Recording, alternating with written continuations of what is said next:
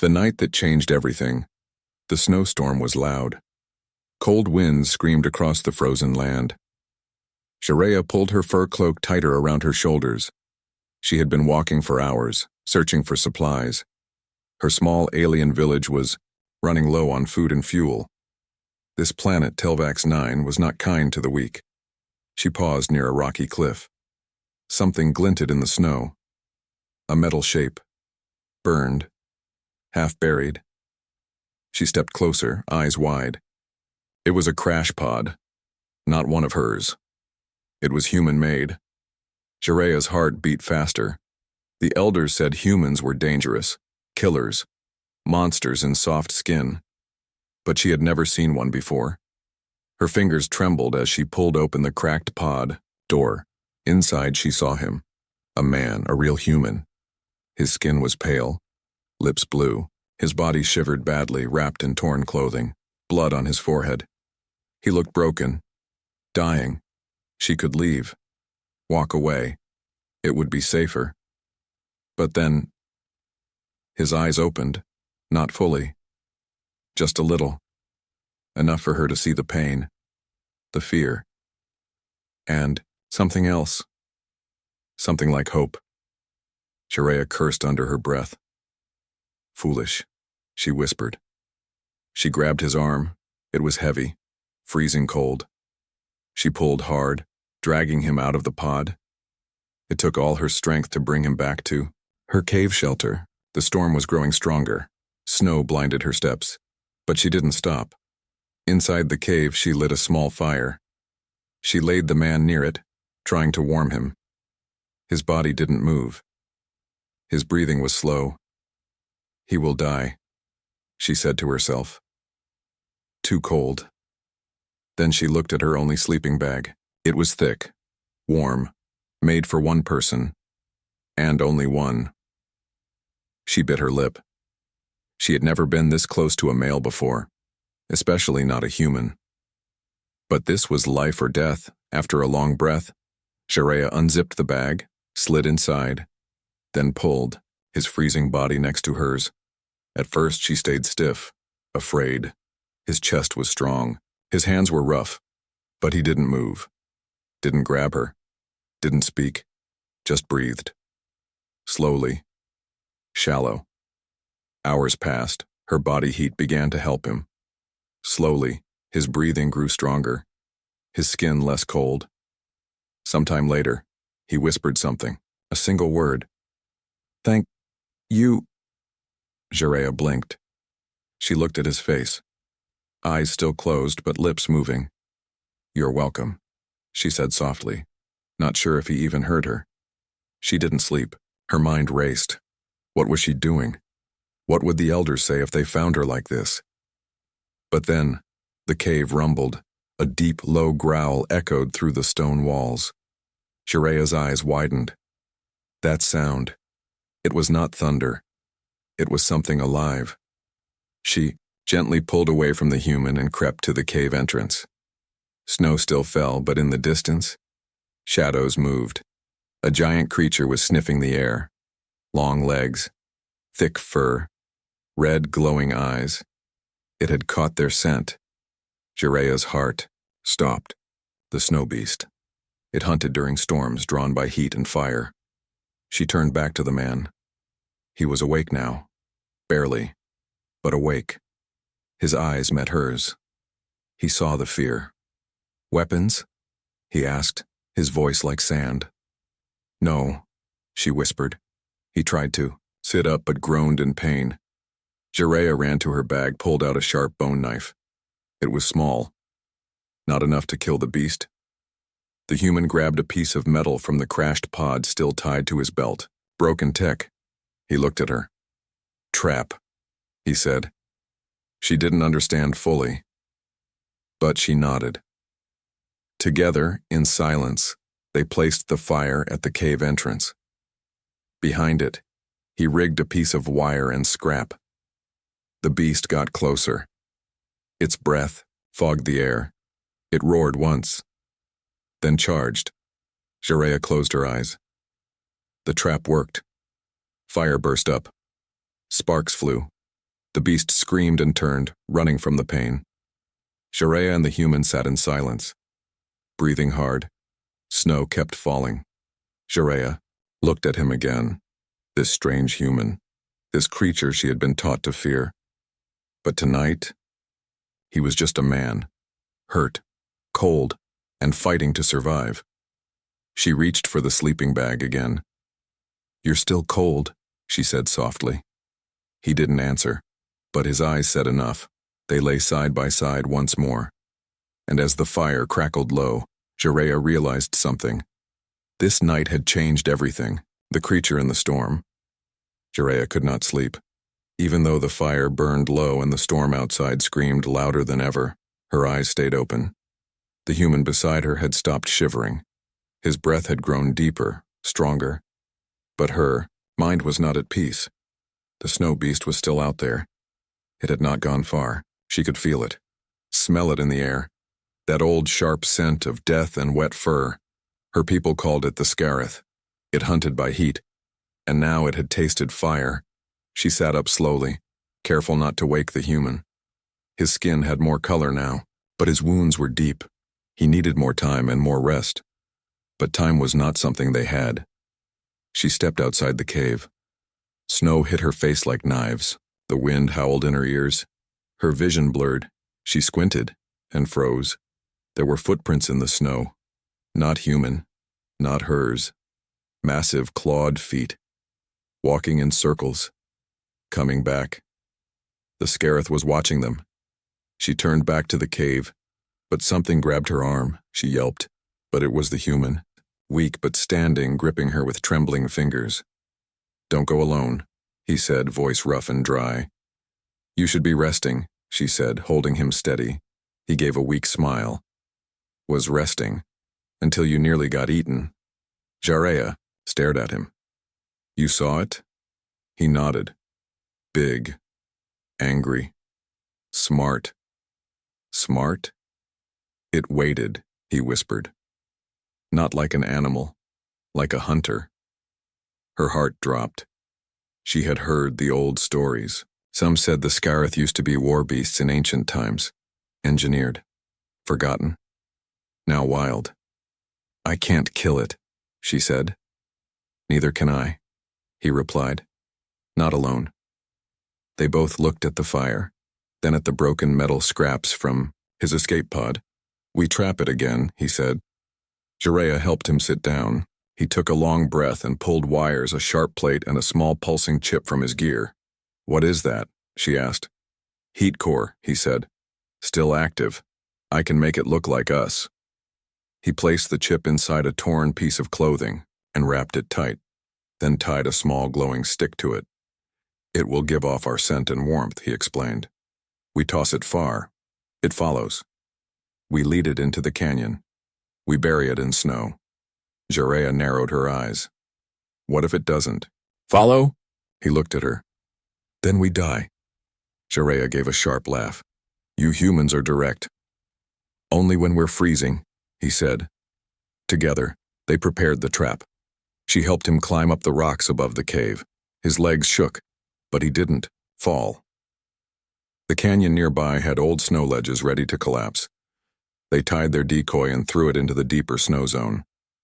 Then they waited. The scareth appeared minutes later, its huge head lifted, sniffing. Its glowing eyes locked onto the false signal. It took the bait. It ran. Snow flew in every direction. The moment it stepped into the canyon floor, the human pressed a button. A sharp crack split the air.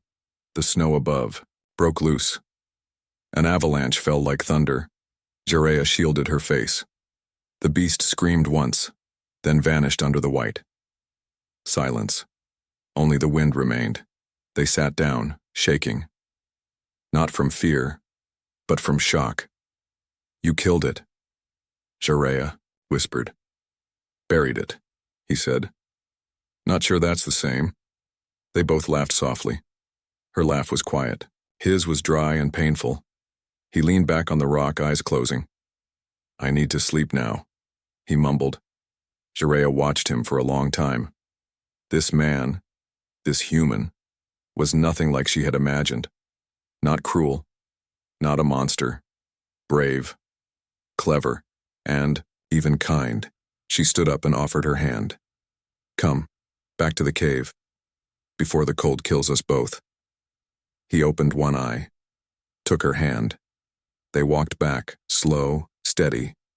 Inside, she gave him more of her dried food. He ate without speaking. Then he looked at her. I don't know your name, he said. Sharia, she replied. And you? Thomas. Sharia nodded. Thank you, Thomas. He smiled faintly. For what? For not dying, she said, and for saving me from the creature. He looked away. His voice turned quiet. You saved me first. They lay down again, close in the sleeping bag. The storm outside still howled. But now, something was different. Sharia was no longer afraid, and, as Thomas drifted into sleep, she watched the fire and wondered what other secrets this human still carried. Something deep inside told her. This was only the beginning. Secrets in the firelight, the fire crackled low, casting long shadows on the cave walls. Sharia sat across from Thomas. The sleeping bag lay empty between them now. The storm had faded to a gentle wind, but neither of them slept. Thomas was cleaning, a cut on his arm with melted snow. His hand still shook a little, but his eyes were sharp again, alert. Sharia studied him closely. He was strange, not just because he was human, but because he didn't act like one. At least not like the story said. No violence, no threats, no pride, just quiet strength. Pain hidden behind small smiles. And something deeper, like a heavy burden. You're not what I expected, she said. He looked up. And what did you expect? A beast, she said. A killer, the kind my people run from. He gave a soft laugh. Some of us are, but not all. Why did you come here? She asked. To Telvax 9?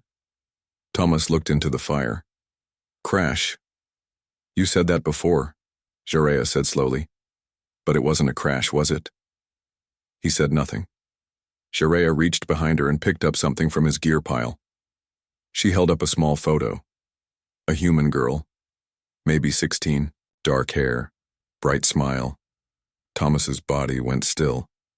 I found this while you slept, she said. Who is she? He didn't speak. Then she pulled something else from under a blanket, wrapped in cloth. She unfolded it, a small weapon. Slim. Black. Deadly. This, she said, is why the elders would kill you. Thomas didn't reach for the weapon. He didn't even move. Instead, he closed his eyes and spoke. Her name was Elia. My sister. Sharia said nothing. She died, he said. Because of what I did. Because I believed the wrong people. What happened? Thomas leaned forward, elbows on his knees. The firelight painted scars across his face. I was a pilot.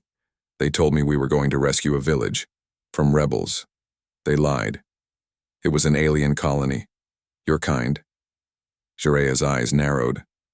Go on. They bombed it. I flew the ship. I didn't know until it was too late. The colony was full of children, families, peaceful. Sharia's voice turned cold. You helped kill them? I tried to stop the attack, he said. I fought my commander, stole the ship, tried to warn others, but the bombs had already dropped. His voice shook. When I returned, they called me a traitor. I ran, they came for me, and while they hunted me, they found her. He nodded to the photo. Sharia slowly set it down. Silence filled the cave. So you crashed here to escape? She asked finally. Thomas nodded. I thought maybe I could hide, or die alone. Didn't expect to find you. Sharia stared into the flames, this man, this killer, this protector, this broken thing full of guilt. What was he really? You saved me from the Scarith, she said. You could have let me die. I didn't want more death, he whispered. A soft rumble rolled through the ground beneath them. Sharia stood fast. Did you hear that? Tomas nodded. Not thunder. They stepped outside. In the distance beyond the white hills, red lights flashed in the sky. A ship. Sleek. Black. Not human. Not hers either. Jerea's voice was tense. Imperial Patrol. Not from my village. They're scanning for energy signals. They'll find your fire, Thomas said. They'll find you, she replied. And they won't ask questions. Thomas looked at her. What will you do? Jerea didn't answer right away. Then she said, Pack your things. We have to leave. Where will we go? There's a frozen river to the north, she said. No one scans there, but it's dangerous. Dangerous how? She looked him in the eye. Ice spiders. And thin ground. One wrong step, you fall through. He nodded. Sounds perfect. They gathered supplies quickly. Jerea kept the photo. He didn't stop her. Just before they left the cave, Thomas turned to the fire and threw the weapon into it. Jerea's eyes widened. Why? I'm done killing, he said, at least for now. They moved into the night. Snow fell again, light but steady. Behind them, the red lights came closer. Ahead, only darkness and frozen death. Jerea didn't know why she trusted him. Maybe it was the sadness in his voice. Maybe it was the way he looked at her, not like a monster, not like a threat, but like a person, or maybe she didn't want to be alone anymore. They walked side by side through the white silence, no longer strangers, not yet friends. But something had changed, and neither of them could take it back now. The patrol arrives. The wind was softer now, but the danger had grown louder. Jerea and Thomas moved carefully across the frozen land, their feet crunching over layers of thin snow and black ice. Above them, the patrol ship circled in wide, silent arcs, like a hawk watching from the sky, waiting to strike. They reached the river before dawn. It was not water anymore, only a thick sheet of frozen blue, cracked and uneven. Mist rose from holes where the ice had broken. Sharp winds blew from the gaps, icy breaths from beneath the world. Thomas crouched and touched the surface. Too thin, he said. Jerea looked around. No choice. The caves on the other side are deep. Old mining tunnels. They can't scan through rock. Can we make it? He asked. If we move fast. And light. She tossed him a rope made from beast hide and pulled a small hook from her belt. She had done this crossing before. Not during patrol season. Not with a human. But fear was not new to her. They stepped onto the ice. Every crack beneath their feet echoed like thunder. Jerea's legs were steady. Thomas moved slower, eyes locked on the cracks. Halfway across, he stopped. I hear something, he whispered. Jerea paused. What? He pointed to the far side. Metal. Footsteps, not yours. Before she could speak, a sharp voice echoed from the rocks above the river. Jerea of Outpost 39, the voice said. Drop your weapons and step away from the human. She froze. Above them stood 3 figures, 2 soldiers in armor of white and black, and 1 tall female commander with silver markings on her face. Commander Yelra. Jerea knew her, feared her. You're a long way from your village, Yelra said coldly, and you're harboring a criminal. Jerea stepped forward. He's human, Yelra snapped. Enough reason to arrest him. Thomas raised his hands. I don't want trouble. The soldiers raised their rifles. You already brought it, said Yelra. You have no right to be here, human. This planet is restricted. Thomas stayed quiet. Jerea stood between them. He crashed. He's not a threat. Yelra narrowed her eyes. Then why run? Because your kind never listens, Jerea shouted. He saved my life, twice. He doesn't deserve a cell. Move aside, Yelra said, or you'll join him. The ice cracked louder under their feet. Jerea looked down. This river won't hold all of us, not if you cross. Then speak quickly, Yelra said. Jerea took a deep breath. If you take him, you lose a chance. He was a pilot. He knows human codes, systems, locations. Even secrets your council would kill to know. Thomas stared at her in shock. Yelra paused. The wind whistled between the rocks. You're bluffing, the commander said. Maybe, Shareya replied. But are you willing to risk it? Yelra stepped forward, then the ice groaned beneath her feet. A long, wide crack opened across the river. Thomas shouted, Shareya, move! She jumped back as the ice under Yelra collapsed. The commander fell hard, landing on her side. Water sprayed up. Her soldiers reached for her, but it was too late. Half her body was already submerged. Thomas ran toward the hole. Without thinking. Without fear. Wait, Shareya yelled, but he was already sliding toward the commander. He grabbed her by the arm and pulled. The ice broke more. He didn't stop. Using the rope, he tied it around his wrist and threw the end to Shareya. She pulled with all her strength. After a long moment, Yelra came out of the hole, coughing and gasping. Thomas dragged her across the cracking ice until they both collapsed near the edge. The soldiers stared in disbelief. Thomas rolled onto his back, breathing hard. Shareya pulled him up. Are you mad? Probably, he gasped. Yelra stood shakily, dripping and furious. She looked at Thomas, then at Shareya. You saved me, she said quietly. Yes, Thomas said. So maybe don't shoot me next time. For a long time, Yelra said nothing. Then she turned to her soldiers. Lower your weapons. They hesitated. Do it, she ordered. The rifles went down. Yelra walked up to Shareya. You're smarter than I thought. And you're luckier than you know, Shareya replied. Yelra gave a dry smile. Go, before I change my mind. Shareya didn't wait. She grabbed Thomas's arm and they disappeared into the cave paths beyond the river. Deep inside the tunnels, they lit a small light and rested near an old mining wall. Thomas looked at her, confused. You said I knew codes, secrets. You lied. Shareya smirked. You don't? He laughed. No. Then you better learn some, she said. They both laughed. Soft, tired, but real. And as they sat in the dark, Shareya looked at him differently. Now, not just a man hiding from his past, but someone who had risked his life for hers. Again.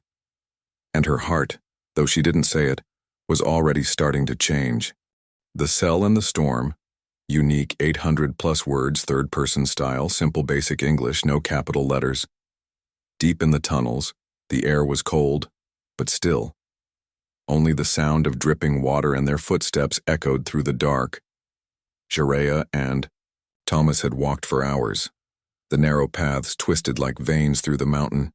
Sometimes they found old mining gear, rusted and broken. Other times, just silence. This place looks dead, Thomas said. It's safer than outside, Shareya replied. No scanners, no patrols. And no food, he added. She smiled. We'll reach a supply base soon. It's hidden, my people used it long ago. They reached a chamber lit by faint blue crystals. In the center was a broken console and a small box filled with emergency rations. Thomas grabbed a food pack and ripped it open. What is this? Moss cake, she said. Eat slow or you'll throw up. He took a bite, chewed, coughed. Tastes like old socks. Shareya laughed for the first time in days, but the moment passed too quickly. A rumble echoed through the tunnel. Thomas stood fast. Not the beast again. No, Shareya said. This is different. This is... Lights flashed from the far tunnel wall. Voices followed. We found them, a soldier shouted. Shareya and the human are in Sector 3. Thomas reached for his bag, empty. No weapon, no rope. Shareya grabbed his hand and ran. They raced through the tunnels, hearts pounding. Behind them, footsteps thundered. A blast hit the stone wall, sending rocks flying. They turned into a tight shaft, but the floor gave way beneath them. Shareya screamed as she fell. Thomas grabbed for her, missed, and dropped beside her into the dark. They landed hard. Pain shot through Thomas's leg. He groaned, trying to stand, but couldn't. Light filled the chamber a moment later. They were surrounded, not just by soldiers. By the village council. Elder Mern stepped forward, tall and cold. Jareya, he said sharply, you've disgraced our name. You don't understand, she began. Silence, he ordered. You sheltered a human fugitive. You defied our laws. He saved me, she shouted, and Commander Yelra too. Mern looked at Thomas. A killer who saves only to win trust. We've seen this before. I gave him a sleeping bag, Jareya said. Not a warship, the elders whispered. Mern raised his hand. The human will be locked, he said, questioned, and if found guilty, executed. No, she cried. Please, you may speak at his trial, Mern said coldly, but you will be watched. They dragged Thomas away. His last glance at her was not anger, not fear, just sadness. 3 days passed. Jareya was confined to her village dome. Guards stood outside her door. She couldn't sleep, couldn't think. Every hour she thought of Thomas. Alone in the cell, cold, hungry, judged for what he once was, not for who he had become. Finally, the trial began. The elders sat in a circle of firelight. Villagers filled the stone hall. Thomas stood in chains, tired, weak, but proud. State your defense, Elder Mern said. Thomas looked up. I ran from war because I wanted peace. I didn't ask for this planet. I crashed. I tried to survive. Did you kill our kind? Another elder asked. Yes, he said. But not by choice. I tried to stop it. Mern raised his voice. So you admit guilt? I admit pain, Thomas said. And regret. Jareya stood. I offer a witness statement. The elders allowed. She told them everything. About the snow beast, about the patrol, about the ice river, about how Thomas risked his life to save even the one who came to arrest him. The hall was quiet. Mern spoke at last. Words are not enough. He turned to the others. He will remain in the storm cell for 10 more days. If the coming ice storm spares him, then perhaps fate has judged him innocent. Jareya's eyes widened. That cell is open to the elements. Then let nature speak, Mern said. The storm came that night, winds stronger than ever. Snow like blades. The storm cell was built from stone and metal, but had no roof. No fire. Just chains, a wall, and the cold. Thomas sat there alone, wrapped in a torn blanket. Every breath was pain. But he did not cry out. He did not beg. On the 4th night, Jareya came. She climbed the dome wall, avoided the guards, her cloak full of herbs, warmth packs, and food. She knelt by the bars. I'm sorry, she whispered. He smiled through frozen lips. For what? For trusting them, she said. Not you. He looked at her. You came, he said. Yes, she said. And I'm not leaving. They sat together, wrapped in one cloak, behind the bars. No sleeping bag this time, just shared warmth, and a quiet fire between their hearts that the storm could not put out. Her choice, their hope. The storm screamed above them. The stone walls shook with every gust. Snow piled high across the open roof of the cell, dropping flakes onto Thomas's back and Jareya's shoulders as they huddled close, wrapped in one shared cloak. Thomas was barely awake now. His lips were dry, his body cold and slow. His voice came out in a whisper. You should go. They'll find you. Jareya shook her head. Let them. I'm not leaving. He blinked slowly. Why? Because you didn't, she said. Because no one ever stayed for me, and because if you die here, then maybe I don't want to keep living either. His hand weakly reached for hers. Their fingers touched, frozen skin to frozen skin, and still, it felt warm. The cell door creaked open. A shadow stood in the entrance, tall, wrapped in dark armor. It was Commander Yelra. She stepped inside slowly, wind swirling behind her like a cape. Her face was unreadable, Her silver markings were darker now, covered in storm dust. "I heard the council's decision," she said. 10 days in the open cell. Most criminals don't last 4. Jareya stood, blocking Thomas. "You came to take him?" Yelra's eyes narrowed. "No, I came to offer a deal." Jareya stayed quiet. Yelra stepped closer. "My scouts followed the crash trail. We found something inside his escape pod." Jareya looked down at Thomas, then back at her. "What?" "A vial," Yelra said. "A human-made medical vial, sealed, coded to his DNA, and when we scanned it..." She paused. Even her voice wavered. "It held a cure, a real cure. For the ice rot plague." Jareya gasped. "That plague killed thousands." "And could kill thousands more," Yelra said. "His blood matches the signature. The cure was taken from him, designed for his body only." Jareya turned to Tomas. "You never told me." He looked ashamed. "I didn't come here to be a hero. I just wanted to disappear." "But you carry the one thing that could save lives," Jareya said. He nodded slowly. "I know." Yelra's voice turned hard. "I need him to come with me. To the High Council, they have labs, researchers, we can make more of the cure." "And what happens after?" Jareya asked. "He becomes a symbol," Yelra said. "A message that humans and our kind can create peace." Thomas coughed. "And if I say no?" Yelra stared at him. "Then people die." Jareya looked at Thomas. His body weak, soul exhausted. He hadn't asked to be important. He hadn't wanted to lead anyone.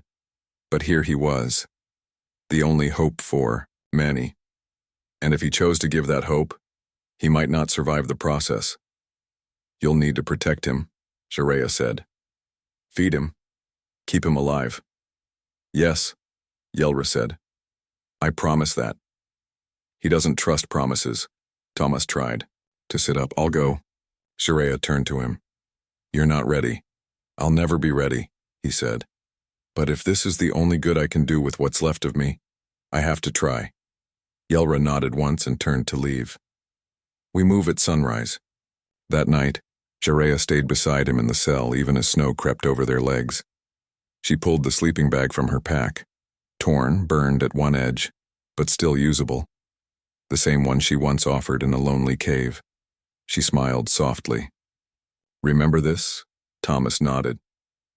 "Best gift I ever got." "You're not alone anymore," she said. His eyes met hers. "You never were." They lay in silence, but not in fear. In peace. At sunrise, they climbed into a stealth skimmer with Yelra and 2 guards.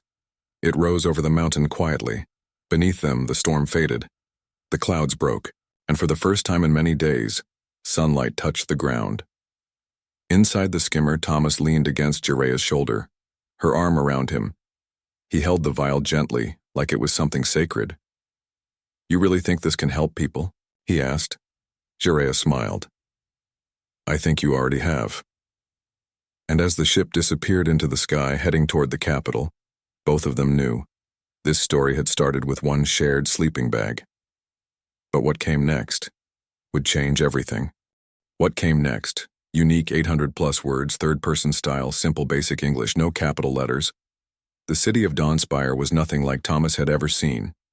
It floated above the mountains, huge towers built of glass and glowing stone. Ships flew between platforms like birds.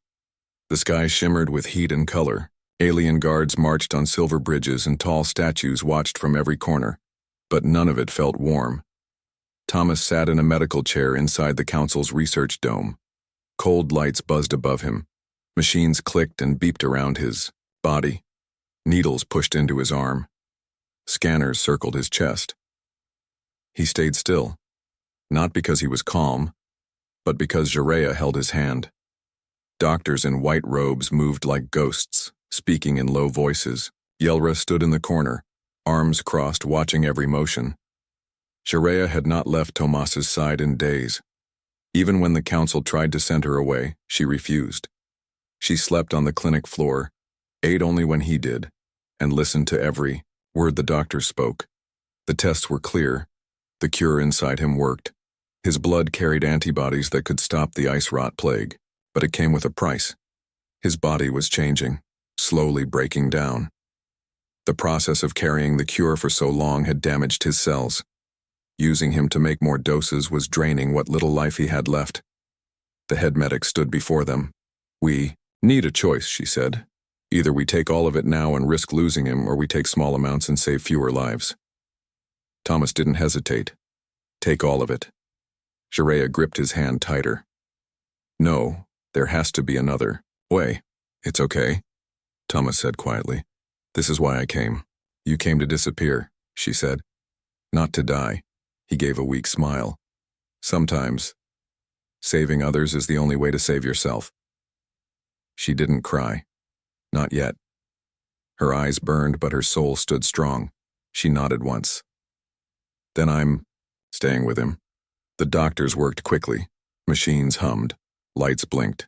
They took what they needed. Every drop of the cure, every trace of hope left in his veins. Hours passed, and when it was done, Thomas lay still, but alive. Barely. Jerea sat beside him, brushing hair from his face. "You stubborn human," she whispered. "You gave everything." His lips moved. Barely a whisper. "Worth it. If you're here." Outside the dome, the first vials of the cure were being shipped off to far colonies. Cheers echoed across the towers. Messengers spread news of the human who saved thousands. Some called him a hero. Others called him a fool. But one thing was clear. Everything had changed. For the first time in decades, humans and aliens spoke in peace. Leaders met. Old war lines faded. Even the Council of Dawnspire lowered its walls. And at the center of it all was a man who had once wanted nothing but silence. Days later, Thomas sat on a stone bench, a blanket around his shoulders. His skin was pale, his arms thin. But he smiled as Jerea brought him food. "Still moss cake?" he joked. "Always," she smirked. "Now chew slowly, old man." He laughed weakly. "Am I your patient now?" "No," she said. "You're something else." He looked at her. "What?" Jerea sat beside him, took his hand. Her voice was soft. "You're my choice." He froze. "You're what?" "You heard me," she said. "You're my choice. Not because you're strong. Not because you saved me. Not even because you saved others." "Then why?" he asked. "Because you stayed," she said. "Because when I was cold and scared, you stayed beside me. You didn't run." He looked at her. "But I'm broken." "So am I," she said. "But together we're still warm." She pulled out the old sleeping bag. Patched, torn, but still here. "Remember this?" she asked. He smiled. "Our first night." Jerea opened it and wrapped it around them both. "Not our last," she whispered. They sat together, wrapped in the sleeping bag, watching the sun rise over Dawnspire. And though the world still had wars and storms and hard days ahead, they had each other, and for the first time in a long, cold galaxy, that was enough. The end.